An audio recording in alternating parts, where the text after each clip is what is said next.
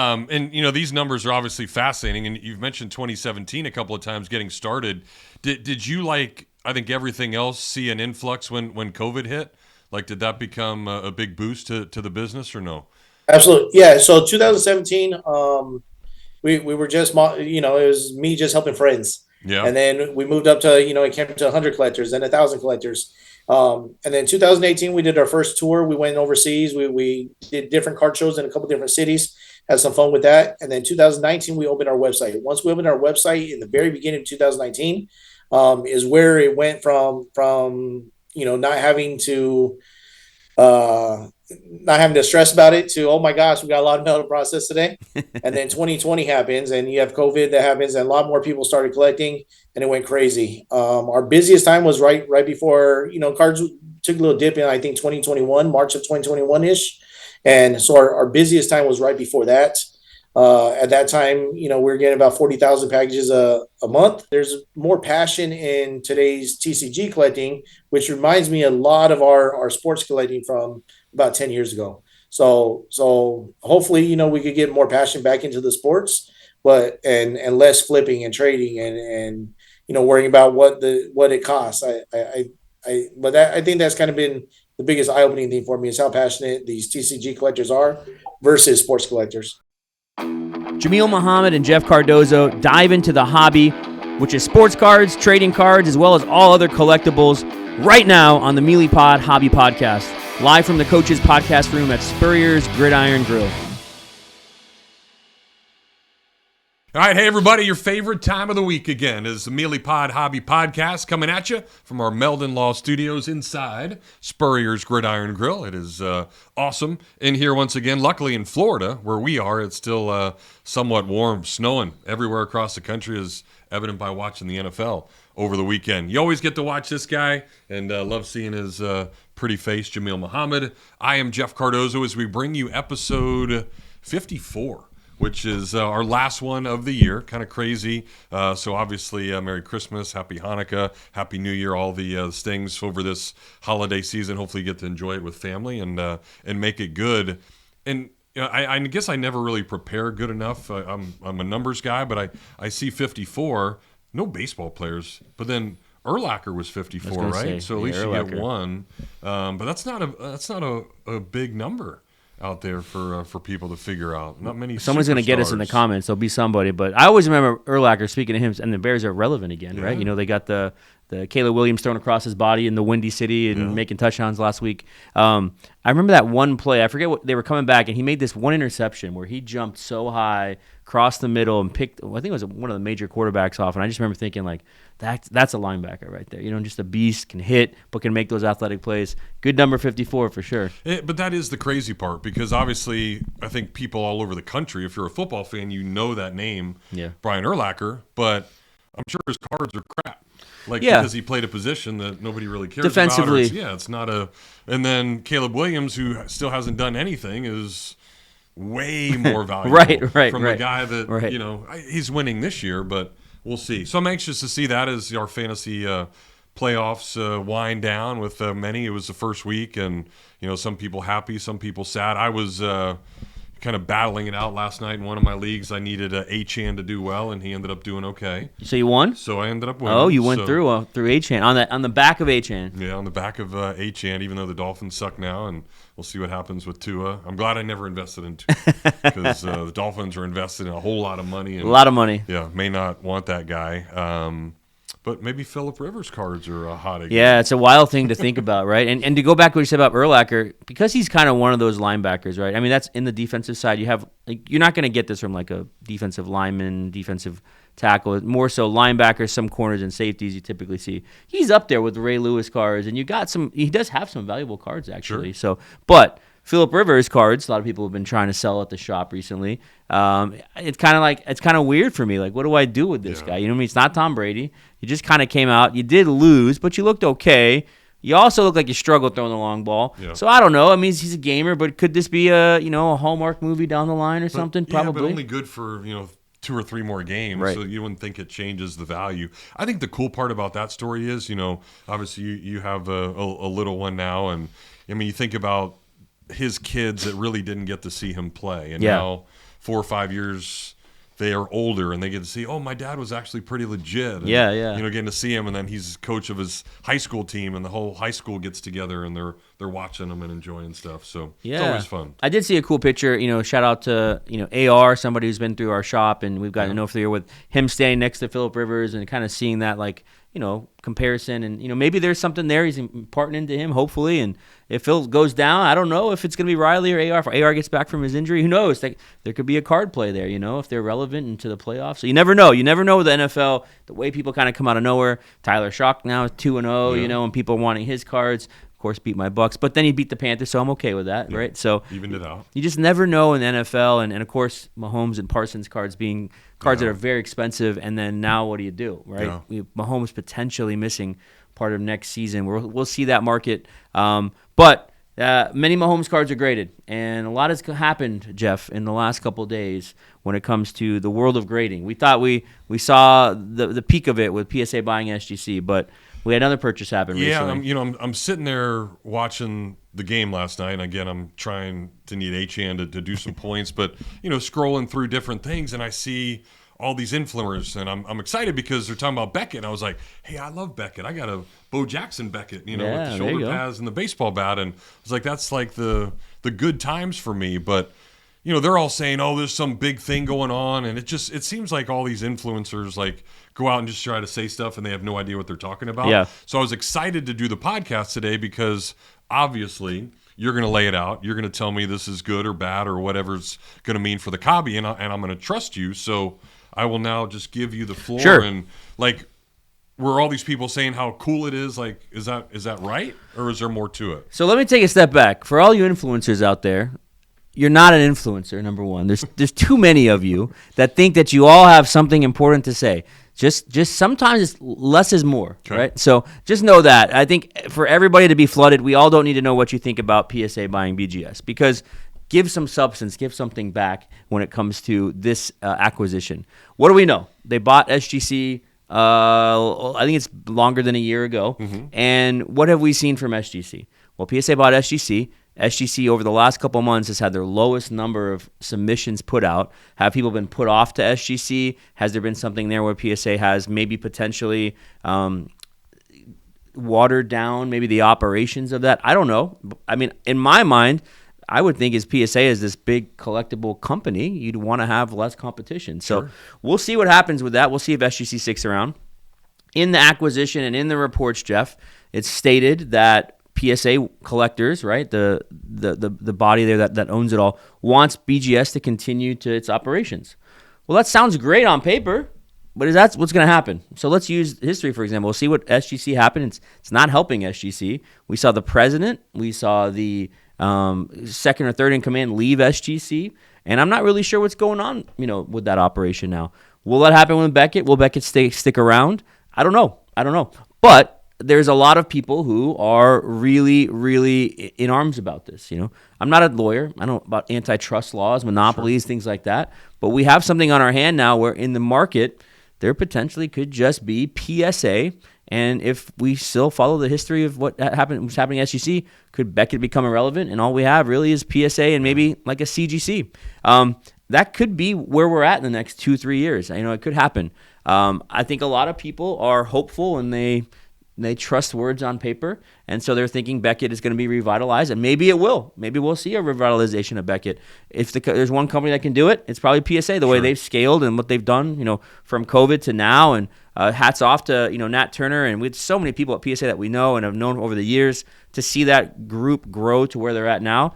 They are an amazing, amazing grading company. They do a lot of stuff. Now, people might be upset they take too long. I didn't get a grade that I wanted. Maybe there's some integrity issues. They're getting involved in buyback. All that stuff's going to happen, right? All these things are going to be around. It's not going to go away. But the truth is, Beckett is no longer owned by themselves, right? They're no longer owned, and they no longer have control of, I think, their future. And I think we'll see something very soon in the next, I would think, couple years where we're going to understand what the grading market's going to be.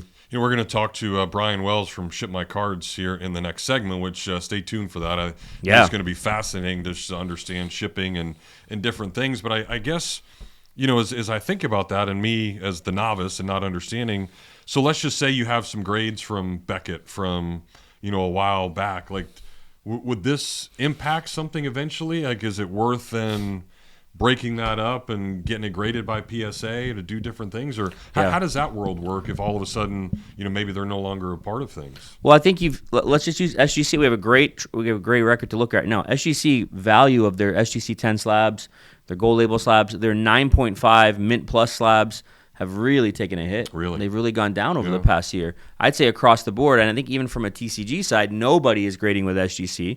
It's very rare to find an SGC TCG slab. So that's a massive part of the market, right? Of course. The one thing that I think Beckett does have going for them that SGC doesn't is that they have such a unique touch on the TCG market. We talk about products like One Piece, Yu-Gi-Oh!, Dragon Ball Z, Magic the Gathering, things that are not called Pokemon or don't rhyme with Mon, right?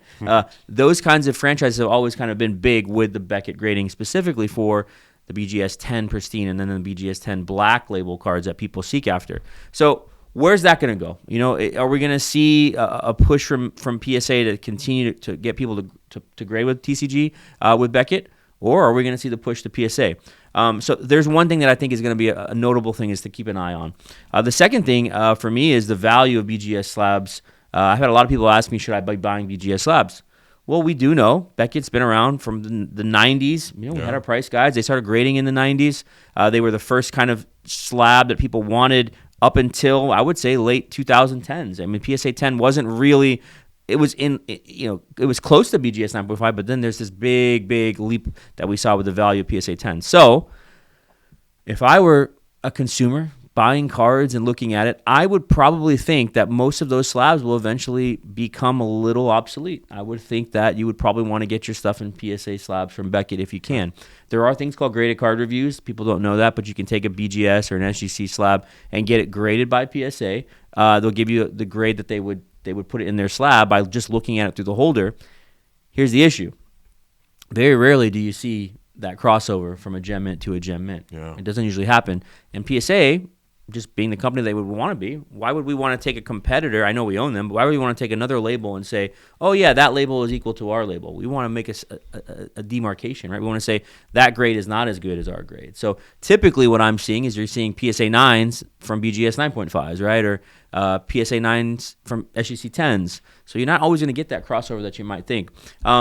There are a lot of Beckett homers, Jeff. In the baseball world, chrome prospecting is still, to this day, a lot of people love the Beckett 9.5 10 auto slab when it comes to Bowman chrome. So where does that world go, right? You know what I mean? Is it going to just eventually cross the PSA? I think we're going to see a big change. I don't think people maybe realize the breadth of it right now, but it's coming.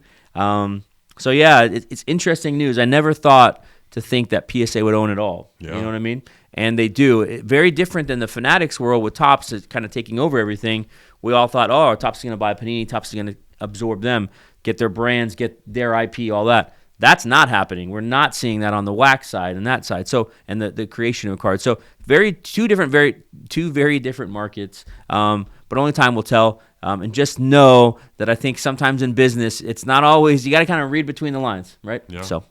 Yeah, and I guess that's just the scary part. I mean, if you've held on to this 9.5 like you're talking about for forever and you thought it was like this is gold, like this is what it is, and now all of a sudden if those start to become obsolete or get transitioned out and all of a sudden that card goes down when nothing was even touched, it's a crazy world. Yeah, I mean, I think the high-end world, you're going to have people who understand. Okay. Those older certs and those older cards, they're going to have their value. But I don't know what happens, moving forward in the newer stuff. You know what I mean? Does a BGS 10 Pristine card, which has always been seen, I think, in the market close to a PSA 10 or higher than a PSA 10, right? Does that kind of start to dwindle away, right? Do we start to see less of that? Because not only are people not going to know what that is, it's just not going to exist anymore. Yeah. You're not going to be able to get a BGS 10 Pristine. I think the Black Label has its place because it's kind of the perfect card. This has just been something you don't see a lot of Black Labels in general. But it is something to consider as a collector and as somebody who's an investor. Where do I go now? And start asking those questions. I would say earlier on, if you're looking to sell some stuff that's Beckett, it may be better to do that now. I think that would be my one advice. Okay. I think, moving forward, because people know Beckett still, they know what's going on. I think that's what I was kind of trying to get at. Right. But where do we go, in the next year to 5 years? We'll see. Very, very interesting. Yeah. Well, we know if you have cars to ship and we know where to take it, where to go. in the world, because our next guest has been all over the world with Ship My Cards. Bryan Wells is a guy that started something few years before COVID hit. Yeah. And then it's just blossomed into something special. So excited to talk to him, and we'll do that when we come back on the Meelypod Hobby Podcast. Albert, Alberta, I understand you were witnesses to a crash. Can you tell us about the accident?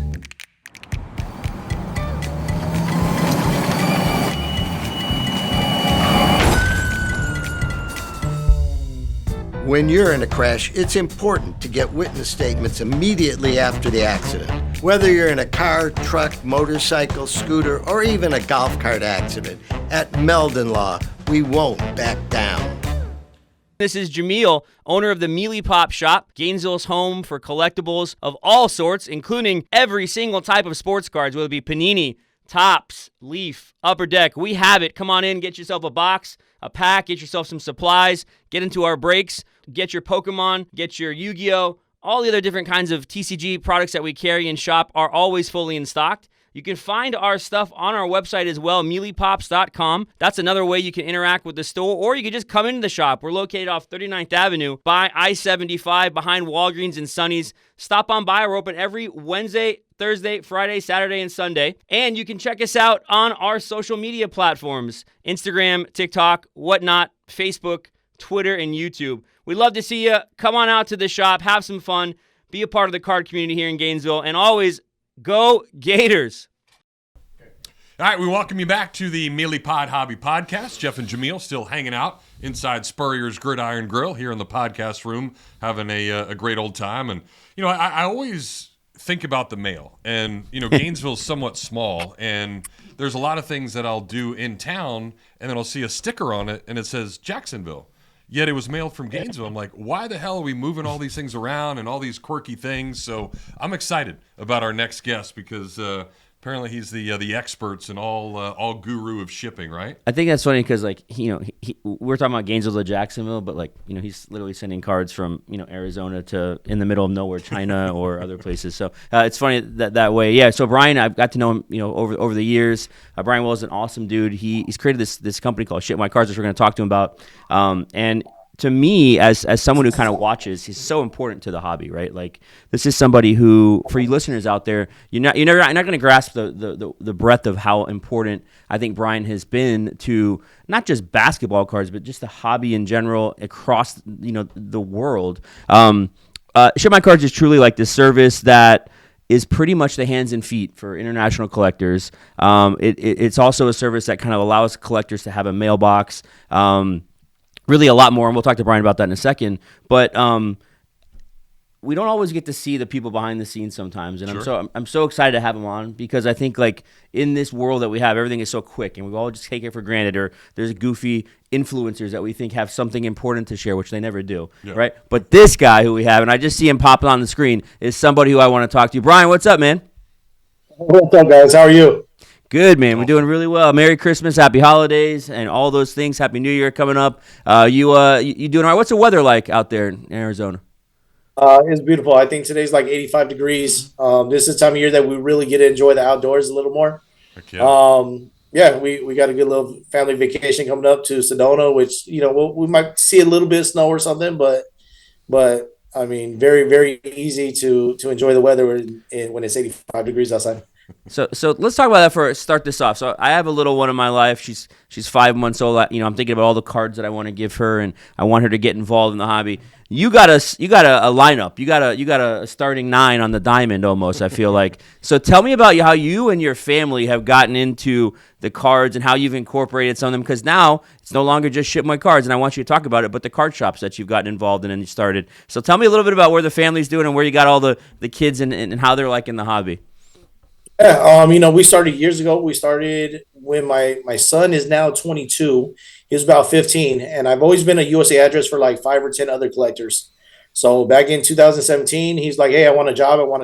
And at that point, he couldn't work. So I said, "Hey, just like we would do for these 10 or 15 people for free, we'll set up a Facebook group and we'll charge $1 a card for when people come in." So it all started with my son, who's now 22. And it's a true family business. We have my wife here, my sister here, my brother here. And then started last year. My other son was 18 years old, just finishing up with high school. And I said, "Oh, come work at the family business." And he's like, "No, Dad, I don't want to work with you in the family.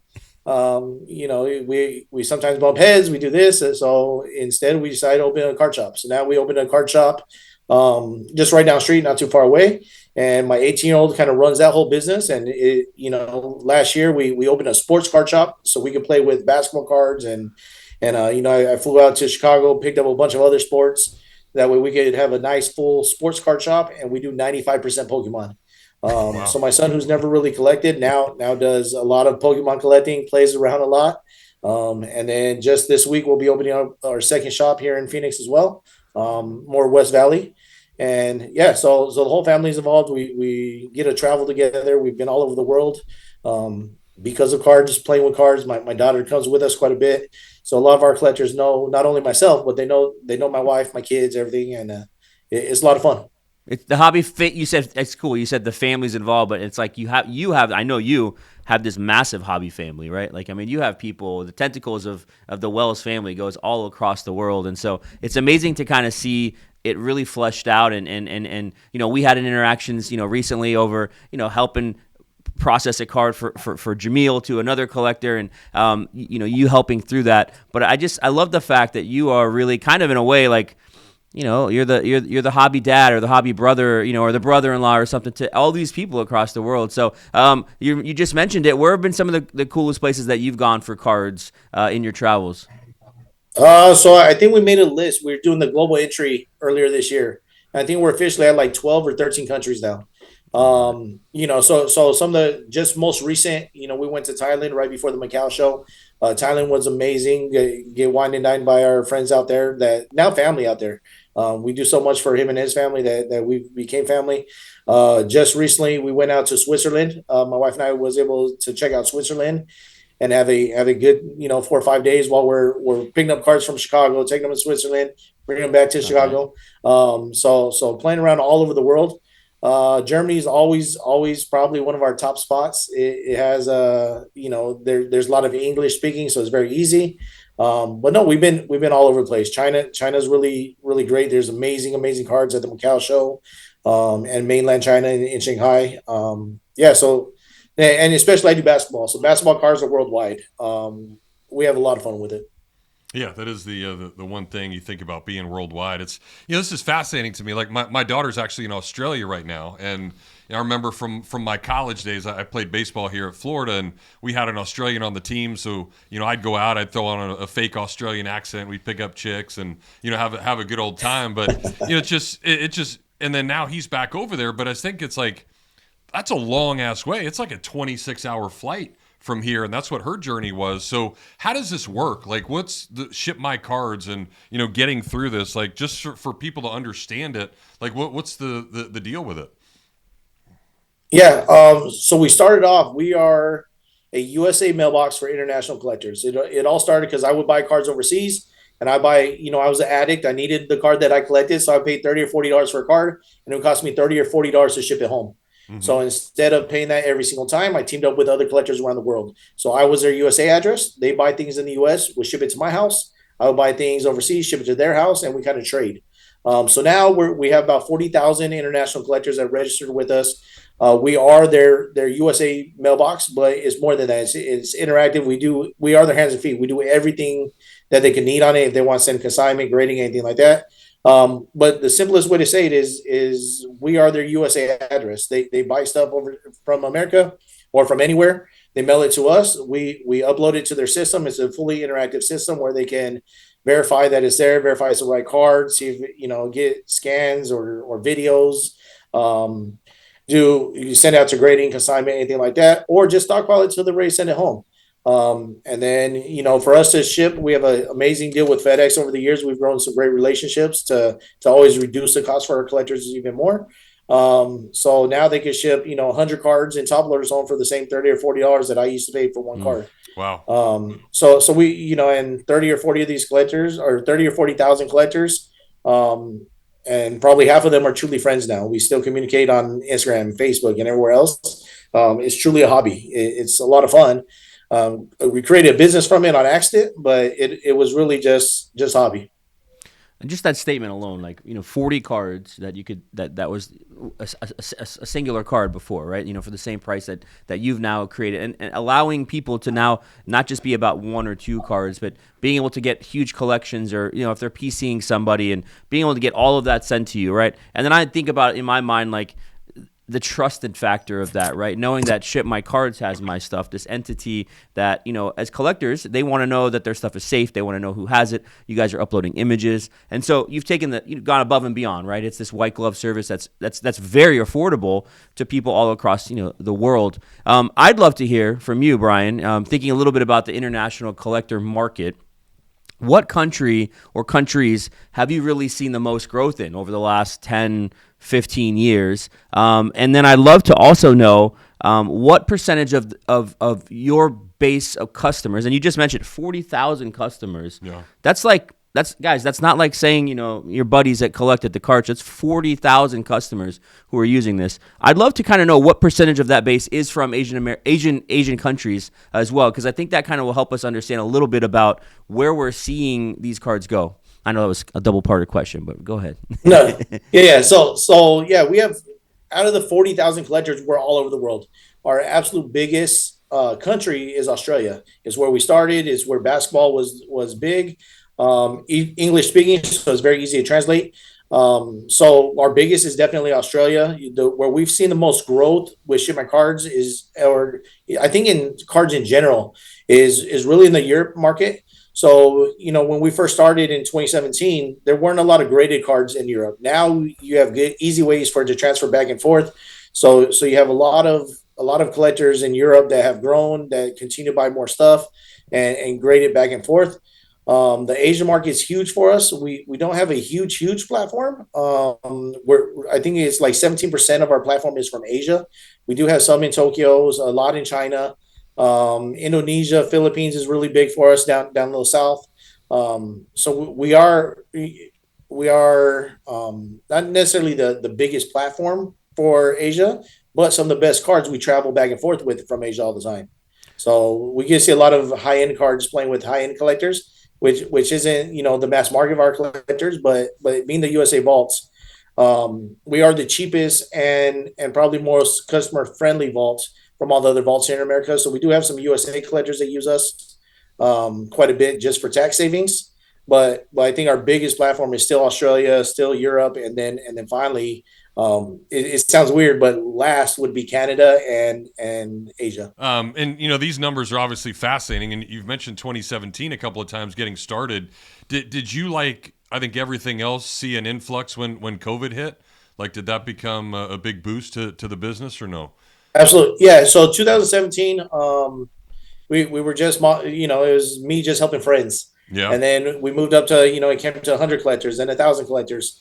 And then 2018, we did our first tour. We went overseas. We did different card shows in a couple different cities, had some fun with that. And then 2019, we opened our website. Once we opened our website in the very beginning of 2019, is where it went from not having to stress about it to, oh my gosh, we got a lot of mail to process today. And then 2020 happens and you have COVID that happens and a lot more people started collecting and it went crazy. Our busiest time was right before, cards took a little dip in, I think 2021, March of 2021 ish. And so our busiest time was right before that. At that time, we were getting about 40,000 packages a month. And then it died down a little bit. And now we've been really steady and really, just a good growth over the last 2 years. But yeah, both 2019 when we opened our website and then 2020 again with COVID, it was like we couldn't. But sports cards in general back then, if you bought a card on Tuesday, by Friday it went up in value. So you had a lot more people in the hobby at the time. But it's always been a lot of fun.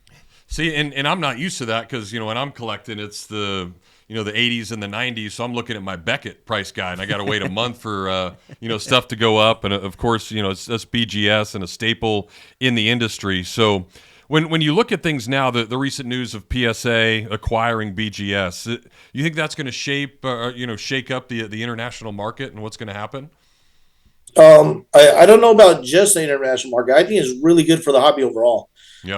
So collecting from before COVID, before any of this, right? Beckett was the king of modern. Yep. You know, all my international guys in the Philippines, their top Jordan collections are all Beckett. They're all 9.5s. That's what you wanted for all modern cards. I think when COVID happened and when they got to their 1 year delays, PSA did a really good job at scaling. You know, now they do 43,000, 48,000 slabs a day, where Beckett's doing 30,000 a month. I think it's going to be really good to see a company that knows how to scale, that can scale the business for Beckett. And I really think Beckett should come back. This is the best opportunity for him to come back. They got a company to buy them that knows how to scale a business, that knows how to process things quicker with using better technology, or that already have better technology. So I'm a 90s guy. All my favorite cards are Beckett 9.5s. I think, you know, I love Beckett. My Jordan's there we go. 9.5. Nice. Everything. My Kobe's 9.5. It's a slab I've always loved. It's what I've always preferred. So I hope PSA buying it out and being able to scale Beckett to the market demand should be a really, really good thing. Are you just casually throwing exquisite Kobe limited logo? What was that card you just kind of just casually threw up? No, that's a Kobe rookie. Okay, just a gold atomic refractor gem at 9.5. Okay. Well, if anyone's listening has another one of those, I need one more. So I have this weird side collection that I collect goats, and I want 3 of each card because I have 3 kids, right? So true. 1 Jordan, 1 Kobe, 1 LeBron. You know, we'll probably move on to Curry later.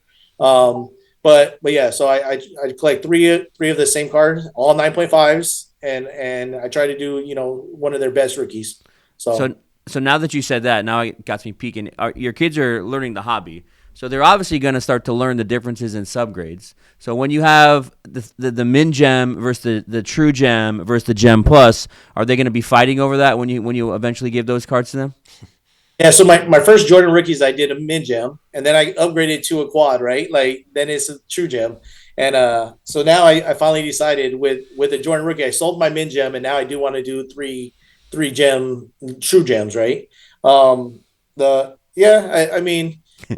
think the boys already know that the daughter's going to get the best cards. It's just kind of there's one of her and 2 of them. It's just is what's going to happen. She's going to have this most sparkly and the highest subgrades. Yeah. You have to set up a competition between your other boys to get the next best one. You have to do something fun with that. That's pretty amazing, man, to hear what you said. That's what the hobby is, right? It's passing down. It's thinking about our kin. It's thinking about others, and I think that gets lost a lot of the time. And you just brought up a lot of, you know, interesting points that, you know, I'm thinking about when it comes to, you know, where we're going. BGS was the king, you know what I mean? And it's amazing to think that in 2025, right, Bryan, like PSA is the one company that could bring Beckett back to life, right? You like that statement alone. Yeah, it's crazy. I would have never thought that either. Ever. Yeah. It's so crazy. We'll see, and again, you know, seeing the crossover in it, and you know, who knows if down the line that we don't see, you know, more changes in PSA or more changes in Beckett and how it pans out. But it is definitely interesting, and as we're talking about graded cards, you know, it makes me think a lot about the card shop and singles and just how much we're handling in our shops now. Your sons are buying, and like you said, 95% Pokemon, so they're having to deal with the differences between CGC and PSA and BGS black labels and tag grading. And all those, you know, those kinds of things that are coming up. But I'd love to know just kind of how the card shop life is going. I want to keep this question very like just general, but you've kind of gone from this massive machine of Ship My Cards, all these employees, all these customers, to now a local card shop, 2 local card shops, and kind of that transition, how it's been for you. Maybe some challenges that you've experienced that maybe you didn't think you'd see, you know, going from, like I said, the mega monster that is Ship My Cards to these local card shops, as now you're an LCS owner. Right. Well, originally my son, you know, 18, I'm like, hey, when you get out of school every day, just come hang out at the card shop, play some video games. You know, people will come in, you help them out. And he was joking with me last week or 2 weeks ago now, and he's like, Dad, you lied to me. You said I was going to hang out all day, be able to play my video games. I haven't even had the PlayStation at work in 6 months. So, I mean, it's a blessing. We really, really took off. We've had some good allocation with Pokemon, just with Ship My Cards in the past, and then a little bit of allocation with sports. So some of the struggles are, Fanatics is now taking over the sports, and we're not getting as much allocation. We are a Fanatics direct store, but we do not have their MVP program. So there's some struggles getting in some of the newer sports. But it has been really eye opening to see how many collectors there are in TCG, not just Pokemon, but One Piece and Locana and some of the other games as well. And more importantly is when we go to the card shows and when we're in the shop is how passionate these TCG collectors are. Whenever we're buying and selling sports cards, everyone always wants to go off the last comp and they want to get percentage. It's sold for 100, so I'll give you $80. I'll give you 80% of the value. And TCG collectors are just different. They come in and if they see a card that they want, it's for themselves. Yep. A lot of our sports collectors are always buying a flip or trade or prospecting. What is this quarterback going to do this year that they didn't do last year? Where in these Pokemon, they come in and they look at the card and they like the arts of it. They like it for their binder. It's just a different style of collecting, and you're going back to working directly with the collector themselves. So I think with that, there's more passion in today's TCG collecting, which reminds me a lot of our sports collecting from about 10 years ago. So hopefully, we could get more passion back into the sports, but and less flipping and trading and worrying about what it costs. I think that's kind of been the biggest eye-opening thing for me is how passionate these TCG collectors are versus sports collectors. Let me ask you really quick, just follow up on that. How have you seen the TCG customer base with Ship My Cards? Has that been an increase over the past few years? Have you seen more people getting into that, wanting the English-based cards for their international cards, or vice versa with American customers trying to get cards from international? Yeah, with Ship My Cards now, we started all basketball because it's what I personally collected, and we still have not paid for advertisement ever. Everything we've done has been word of mouth. It's all been collector to collector, and so it's kind of weird, when it went from all basketball, then it went to like basketball and soccer when the soccer market exploded, and now we have quite a bit of collectors that only do Pokemon or do One Piece only, all over the world too. So we have a big following in Israel, big Pokemon following in Israel, Cool. And we had just one or two collectors that kind of started, and then next thing you know, we have a huge community that now use Ship My Cards. In the UK, we have a huge collector base that does Dragon Ball Z, which is not very popular in the US, but it's very popular over there. And then Pokemon's all over the world. Pokemon's everywhere we go. We just had a friend fly up from New Zealand to drop us off some of his consignment. He didn't want to ship it in the mail, so this time he came and see me. Next time maybe I'll go see him. But just very very high end Pokemon. So yeah, it's definitely a world thing. And with Ship My Cards, I would say basketball is still our number one. And then you have either soccer or TCG that would be our 2 and 3. Interesting. And then from there is the American sports. So we don't have a lot of baseball, football overseas. We do have a lot of our USA collectors that use us for vault servicing and to save on sales tax on football and other sports. But worldwide is definitely basketball first, and then soccer and TCG second and third. Yeah, no, it's all fascinating to think about it. I guess it makes me mad because you would think baseball would be a little higher with Shohei and different things. I'm a baseball guy, but you talked about the kids and forming this, and obviously this great business with Ship My Cards and the success there to now then wanting to do the card shop. Like for somebody that's maybe thinking that's easy, obviously it's not. Are there certain skill sets that you had, or maybe you've tried to instill in the kids and the family to try to say, hey, we can do this, like this is what we need to do to be successful?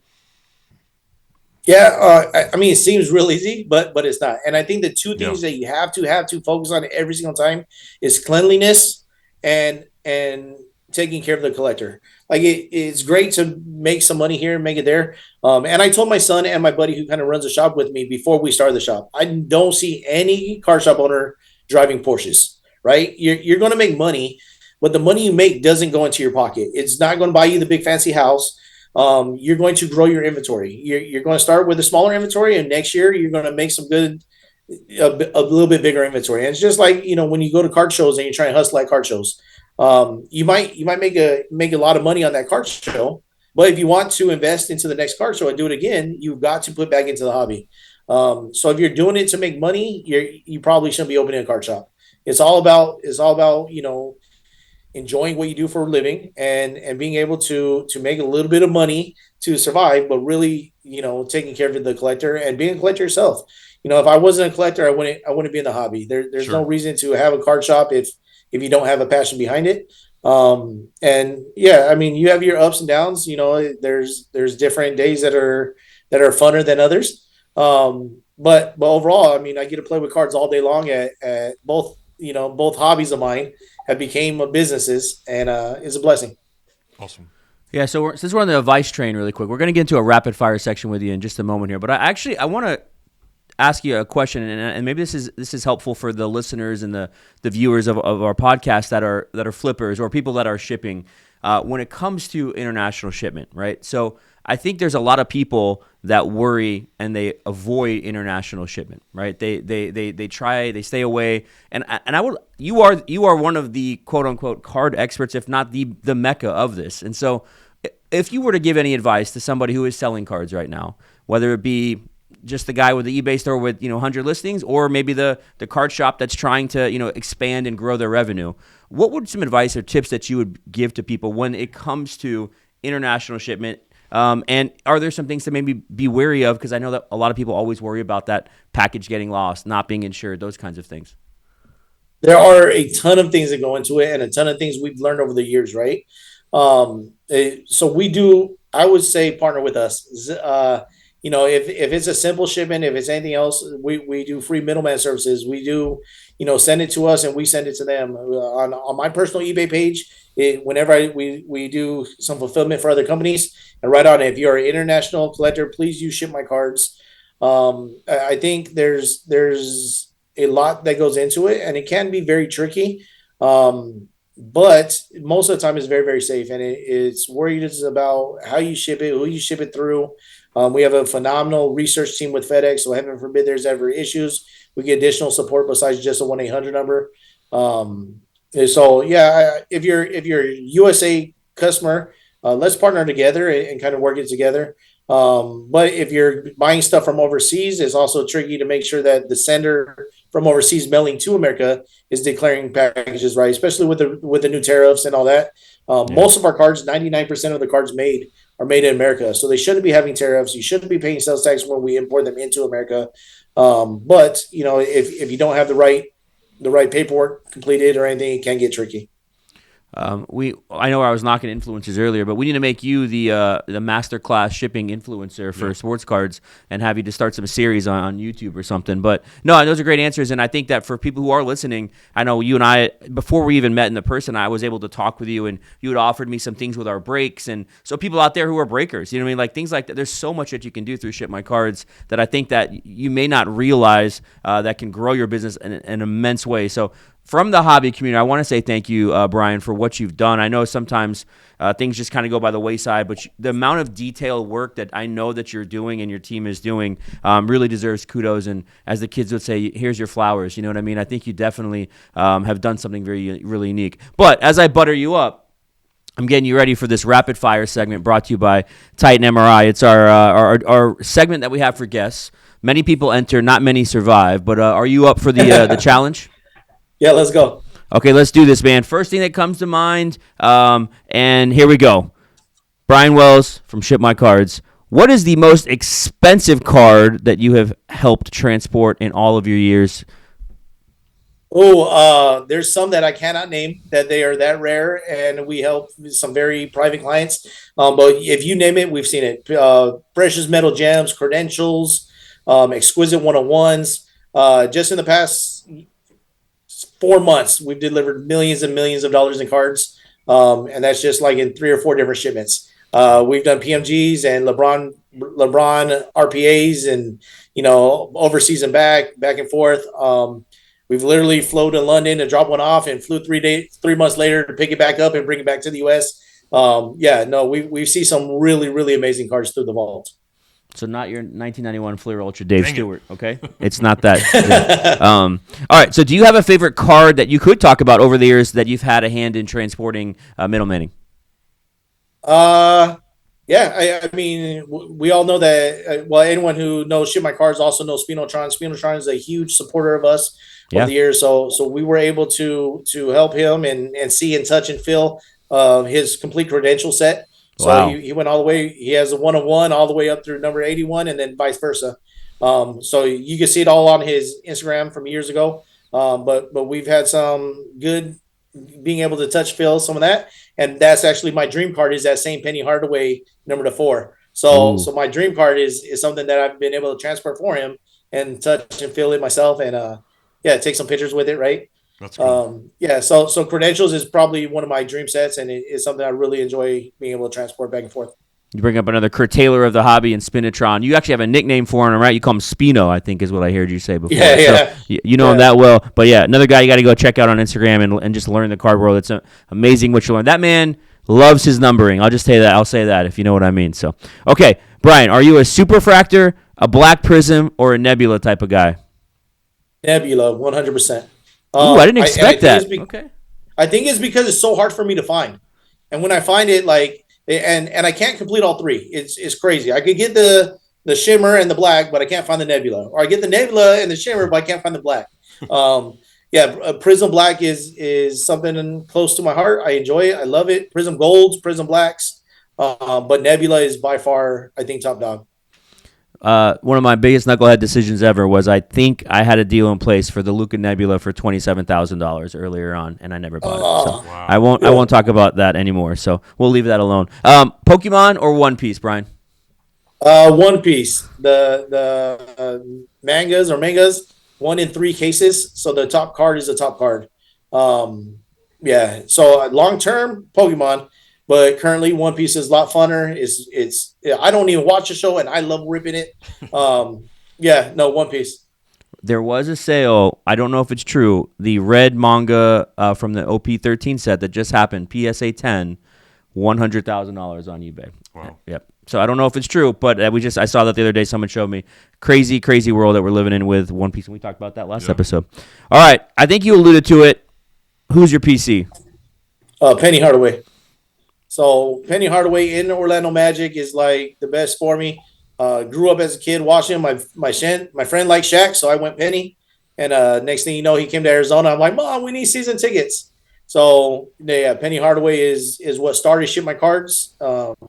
My Australian address, my French address, we're all Penny Hardaway collectors. And Penny Hardaway, and it's not even the man; it's just my collection. I loved the collection. I think I like Little Penny with Chris Rock. Just as much as like Penny, though. Like, yeah. Well, and that's what, you put it in perspective. Like, we're only an hour and a half from Orlando, and you're so close and have these opportunities. And luckily, I was able to go a couple of times when it was Penny and Shaq, but they break up so quick, and then it was never that again. So I think for everybody, it's like, go see your heroes. Like, I went over to the Monday night game because Mahomes was in Jacksonville just to see him once. So I think, a lot of people have regrets that they don't get to see these people live when you have these opportunities. So that's pretty cool. Penny Hardaway, 6th grade, Ronald McNair Middle School. I gave a speech, and I don't know why, but my speech was that Penny Hardaway was the greatest basketball player of all time. And so I actually went behind a guy who did Jordan. So I don't know. My English teacher back in the day, I'm not sure what kind of grade I got on that because I had to go behind that. Sure. But I did have that. Penny Hardaway, man. Anthony back in the day. Yeah. No, the Sun stuff, it doesn't do it for me. But the Magic stuff, got to go the Magic stuff like Bryan says. All right, Bryan. In your opinion, what is the most iconic basketball card that's ever been made? For basketball, Jordan rookie. I think it's because you have vintage guys that will come up and go up to a Jordan rookie, and you have today's modern collectors know that Jordan rookie as well. So I think it's the only card that fits both our vintage community and our today's flipper world or modern community. I think your Jordan rookie is the most iconic. People that don't know sports cards know that Jordan rookie card. So I gotta ask now, as things have shifted, you are a true Fleer guy, or would you fight and say that it's the star is the rookie? I think Fleer is the most iconic, and I think that means more than the original rookie or anything like that. Yeah, I think the Fleer rookie is the rookie that people that don't know sports cards knows. I have a dentist down the street that doesn't do sports cards but owns a Jordan Fleer rookie. Like it just is the card to own, even if you're not a collector. It's a good point. A lot of people know just what that symbolizes. Yeah, it's a great point. Okay, craziest shipping story. Craziest shipping story, probably Giannis Beckett 9.5 silver refractor. We ship it out for FedEx overnight, gets lost. We pay out the insurance 100%, no issues. Back then it was about $10,000 card. We only offer $5K insurance, but we paid out the full $10K because we know it was truly a FedEx issue. Then like 8-9 months later, where I'm at the Burbank card show, setting up, and my team calls me and they're like, "We got this random package that was redelivered." So like 9 months later, the package found its way back to me, and I'm like, "Oh well, we already wrote it off." Like, that was something that disappeared 9 months ago, and so to get a $8,000, $10,000 blessing in the middle of the very first Burbank card show was really nice. Yeah, so that's memorable. pretty wild. Mistakes happen, and when FedEx makes mistakes, we always deal well with it, and it's really nice to years or almost a year later be like, "Oh, here you go, we found this." So yeah, the shipping gods came back with a little present there. So exactly returned. You did the right thing too. It's great to hear with the insurance. As we know, some people may not. So that's awesome. Ship My Cards did that. All right, I got a few more for you on the Titan MRI rapid fire segment here on the podcast with Bryan Wells. On a scale of 1 to 10, Bryan, in a few days, Topps Chrome Basketball releases yet again a licensed version. How excited are you? So a 7. There's a lot of, or maybe 8 even. There's a lot of hobby hope. I got my international guys asking me like, how many can I get? Can I get them from my shop and sell them to them? So I think there's a lot of hobby hype around it. My only concern is I was really excited about Cosmic last year. Baseball Cosmic is a great product, lots of color, lots of prettiness. And then we ordered a ton of Cosmic, and there's like one color per hobby box. All the rookies were miscut. So I think if Topps does it right, the quality control goes good. It'll be a lot of fun to rip, regardless. But I think there's a lot of hype around it. So as long as it can live up to the hype, we'll have a good time with it. Cooper Flag dropping 40-something points last night doesn't help, right? Yeah. And it's the same time. Sure. He had 38 and 45. Like it's crazy. He's not even 19 yet. He's still 18 years old. Youngest player, youngest 18-year-old. He surpassed LeBron to ever score 40-plus points in a game. So pretty interesting. We'll see. And I can't wait to see some of these superfractors, right? Curry, LeBron, Wembanyama's first licensed, kind of stuff. So it's going to be fun, a fun rip for sure. All right, brother. In all your travels, you got the foodie here and you got the drinky. I guess that's the name here. He likes a good drink. We got to know what's the best food you've ever eaten and what's the best drink you've ever been served. I'm a beer guy. I drink a lot of beer. And I think Germany, like I'm a simple guy. I'm a cheap ass. You know what I mean? The whole reason I have Ship My Cards is to save my money and save other people's money. So I'm all about like Germany. I love a brat. They make it fresh right there.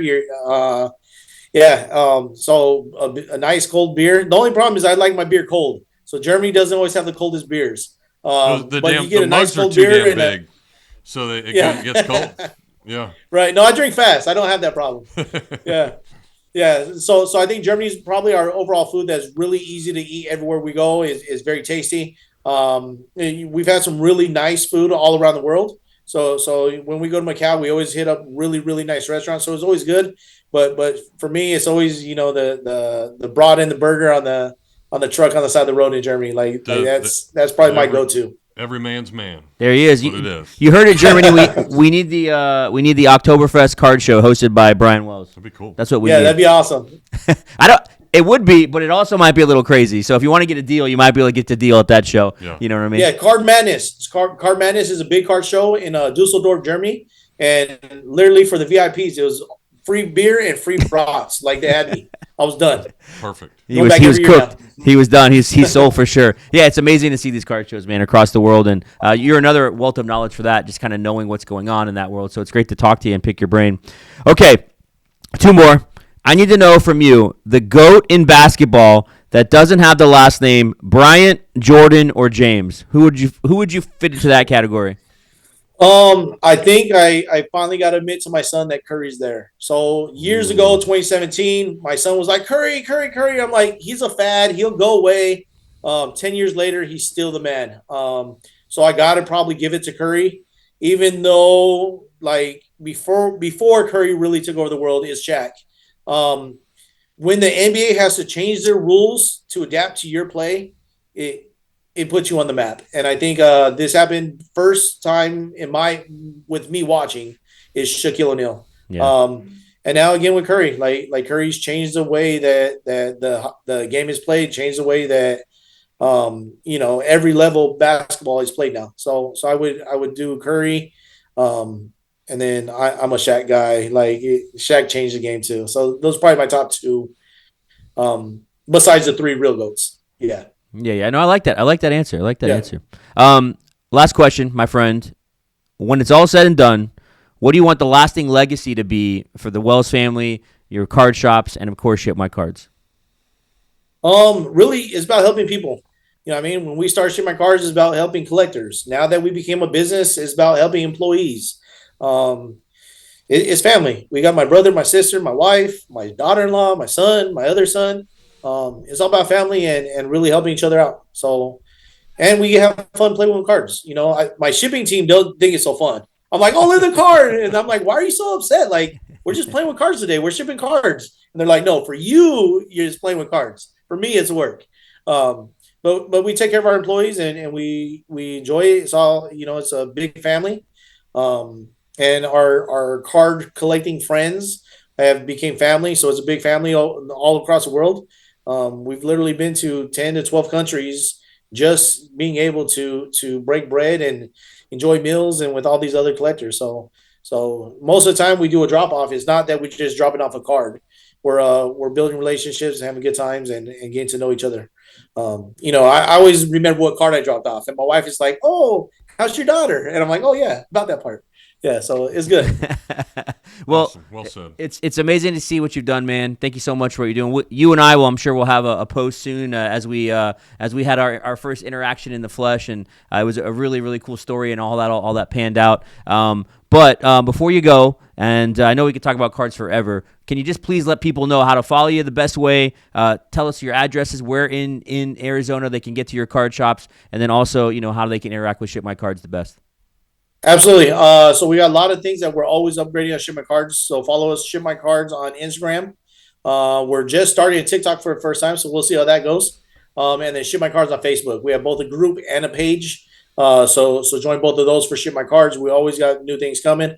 Tax-free address in Oregon. So if you're using any vaults or you're buying anything, pretty much any auction house, eBay, anything like that, where you're paying sales tax, check us out for the Oregon location. There's no sales tax there. And then if you're ever in Phoenix, we have two card shops, one out in Buckeye. So as you come from California driving into the city, we're going to be the first cleanest shop on your way in. And if you're leaving Arizona going out to California, we're going to be the last stop before you hit the road. So that's going to be right off the highway of I-10, the in and out. And then we're 1 mile away from where the Cardinals play. So if you're ever in town in Phoenix, it's called Westgate Mall. So we did Westgate Cards because we're about a mile away from that. So there's a lot of conventions in that area. There's, the Cardinals are there. WWE was here. So when the WWE's here, we had some of the celebrities coming in the shop then. So it's really clean shop right here, right in the middle of like Glendale, Peoria area. So Bryan, Jeff is our resident TikTok expert. He does TikToks with his daughter. So if you need any help or advice on how to set that up, he can help you with some of the dance trends. Okay. Yeah. We'll do them together virtually. Sounds good. Good stuff, Bryan. Yeah. Yeah, you go first and I'll follow you. Okay, perfect. Can't wait to see this. Jameel does it, though, on cruises and Speedos, so it's even better. Yeah. So those ones, we got to one-up them when we do that. My account gets hacked and taken off when I post those ones. Well, yeah, great stuff. Awesome what you do. Great success, certainly. I love that area. So much spring training out there, so if I can get out there one of these days, we'll go say hey and have some fun. There we go. Yeah, there's a huge spring training show. So we do it once a year. Okay. So it's going to be at Chase Field, at the baseball arena field this year. Yeah. It's going to be great. Okay, come check it out. Visit the stores while you're out here. We'll take care of you for sure. Awesome. Love it. Appreciate you, man. Say hello to everybody at the shops, your wife and the team and everything. Excited to see you guys grow. I appreciate it. Thanks, guys. All right. Great stuff from Bryan. We'll take a break, come back, and continue the Meelypod Hobby Podcast right after this. Things have certainly got a little out of hand lately when it comes to just buying our everyday necessities. Just look at gas, streaming services, and heck, even chicken wings. Well, there is one necessity that shouldn't cost a ton: taking care of yourself and helping fix all the aches and pains in life, and the fine folks at Titan MRI agree. With costs a fraction of what you'd pay at a hospital, you'll not only save money, you'll be taken care of by staff with over 20 years experience. So when you need an MRI, call Titan first, and you can go where your doctors send their families. Now offering CAT scans. All right, we welcome you back, still here inside Spurrier's Gridiron Grill in the podcast room, our Meldon Law Studios. Appreciate everybody for tuning in. Great stuff from Bryan. You know, crazy to think about just the amount of money that's like shuffling through those high-end cards, and some of these private buyers, and it just, like, this world is awesome. I get to hang out with you all the time doing this, and obviously the education part, but even thinking, like, when you mentioned Steph Curry, when you asked him about the new GOAT, I mean, to me, I'm thinking Larry Bird. Like, I want it to be Larry Bird because I loved him. But even like with Steph leaving Under Armour to now, you see the impact of what Jordans did. Like in that Nike world, like, what is that going to do? Yeah. Like, now from getting a player like that and having that impact, I never wear Under Armour shoes, but I sure as there you go. Check those out on my Nikes. Hey, and, do that and have the Jordans. So it's just like, even from that world, it's like I'm excited. Well, you think now from the worldwide market, right? So they've announced, Nike said, look, we want to make Curry an ambassador afterwards, kind of like Kobe, right? And what Kobe did to China, and really the whole entire rest of the world is quite amazing. And to hear Bryan talk not about just the Asian market, but the European market, right? The Australian market. These are kind of markets we kind of forget about because they've been, but for cards in the hobby, it is incredible. And I think one of the reasons why you start to see some of this fanaticism and just record prices paying for this stuff is because the access to it is not as easy in these other countries. So what he's done in his business has really made the access for people, that wall has been removed. Now the prices are still up there. Those people are still paying crazy prices for those cards, but we start to see Curry and other things grow. Yeah. His cards are only going to keep going up. And for people that don't know, again, he mentioned a lot, and you did too, about, there's American cards and then there's, say, Asian cards. Like, do these companies make specifically for those regions? And then, like, I know it's not equivalent now, but could you have gotten that Jordan rookie that he showed, in a Japanese version way back when, or how does that work? Yeah, so like all the vintage stuff, probably not, because of course, because it was only an Americana thing, right? Sports cards, that was not even a thing worldwide. But there are definitely releases. You talk about Ohtani with the NPP and some of the other sets that he has, and there are definitely releases on rookie cards that you can't necessarily get domestically. Okay. So we want those as well, right? It always seems that English specific cards created in America, domestic cards, do have the best value retention. Okay. And I would say the same thing even for Pokemon and for One Piece. Like, that's still the most sought after kinds of cards. I think it's just because of our consumer nation, and how we consume stuff, but it's becoming more of a global market, as you can see, and it's amazing what he shared with us, all the stuff that he's able to kind of transport worldwide, and can only imagine, hearing about those number of packages daily, right? Yeah. Can you imagine seeing that amount of stuff? Thousands. So, yeah. Well, if you got a bunch of stuff, maybe thousands of cards or memorabilia or different stuff, CGC is right there staring at you, and they are one of the nation's leading grading companies. You can submit your collectibles, your sports cards, your trading cards, your comics, your coins, your video games, cgccards.com. Very easy, especially during the holidays now when, mom and dad are going to get you those boxes and you're going to pull some crazy thing out, then or you get maybe that He-Man toy that I used to have and get that graded some way, somehow. Was that your holiday? That was your one memory? Mine was the Ninja Turtle truck. Okay. Yeah, I wanted that. I never thought I'd get it, and then I had it. Yeah, no, I had the He-Man castle. Ooh, wow. Skeletor. Ooh, Skeletor. All that stuff. And I did like the Ninja Turtles a lot. So, the OG toys. OG. Now it's all the 90s stuff, right? I mean, we're talking about Furbies and Pokemon and Tickle. Sure. Or was it Tickle Me Elmo? Tickle Me Elmo. Yeah. It sounds weird even saying that in this world in 2025. That thing was big. Yeah. For sure. All right. Well, so it's a big time, of course, leading into Christmas. Yeah. A lot of people hopefully getting something cool under their tree. So what we got? What's going to surprise everybody in the wax world? There's a lot of new wax, just like my hat today. I'm not wearing a Cardinals hat. I got a new hat. There's a lot of new wax as well. So I'm going to read this list to you guys, and so I'm not going to even go one by one, and then I'll just talk a little bit about it because there's so much. I actually have 8 releases, and there's even more. But Topps Chrome Basketball, obviously probably years in the making. Licensed Topps Chrome basketball, Topps Chrome Cosmic baseball. We heard a little bit about Bryan talking about Cosmic, which is important. Topps Chrome Labubu, which I know is going to be under your tree, I'm sure. A Topps Heritage High Number baseball, which will be another fun set collectors love. We have Panini National Treasures Racing, Panini's Rookies and Stars football, Topps Merlin Soccer, which I think will be a fun release, and then Upper Deck Ingrained Hockey. So quite a bit of stuff. We're starting to see Santa's sleigh filled with presents and new wax just start to fall from the sky now. But I think that the number one thing there is Topps Chrome basketball. It comes out on a Thursday.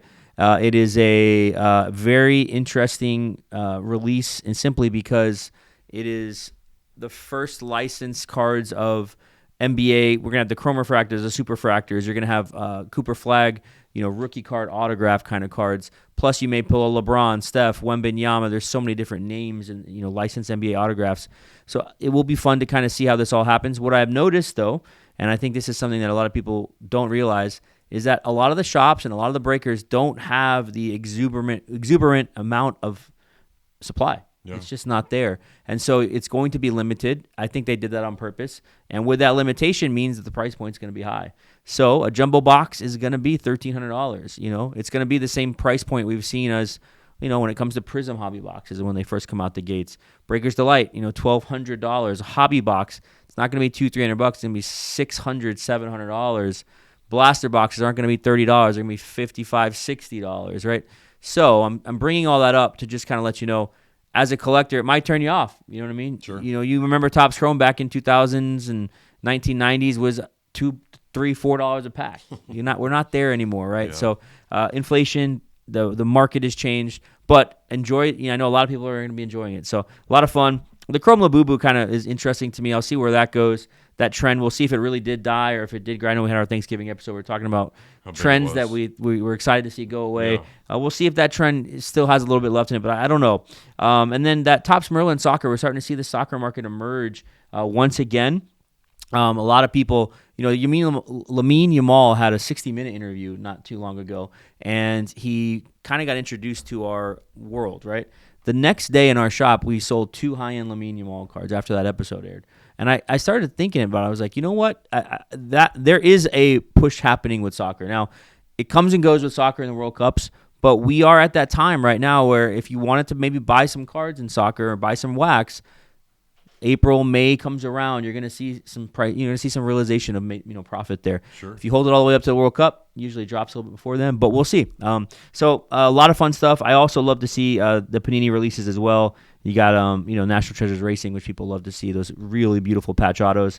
And Ingrained Hockey is always a fun rip for the hockey people in Upper Deck world. So a lot of releases, a lot more coming. But yeah, that's where we're at. I think we'll have to rip some baseball, Jeff. Maybe some Cosmic baseball or some Heritage High Number. Cosmic will be cool. Cosmic's fun, yeah. That it will be. Well, it'd be cool if you pull one of those Cooper Flag autographs too. Yeah. In your box. So best of luck to everybody. Whatever wax you get, whatever you're getting this holiday season, hopefully enjoy it. And then if you have bad luck, like I usually do, then Jameel will have some great stuff in the shop or online or on doing those TikTok dances. Well, I have the Santa hat on. The other stuff. On the boat. I have the Santa hat on. Jeff's definitely the Grinch when it comes to ripping boxes. So don't let him pick your box, but we'll get him something special one day. Throwing this out there too, as we think about the podcast. Thank you guys for all the support this year. We will have one episode where we'll just kind of do a recap of the year and just kind of go over some of our podcast guests. It'll be a cool episode to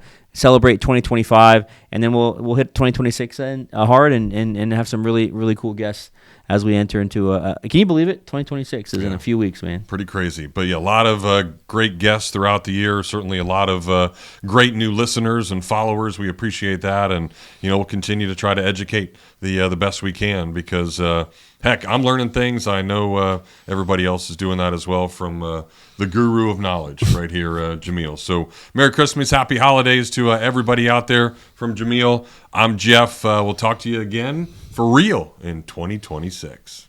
Thank you for joining us. We will see you next Thursday at noon.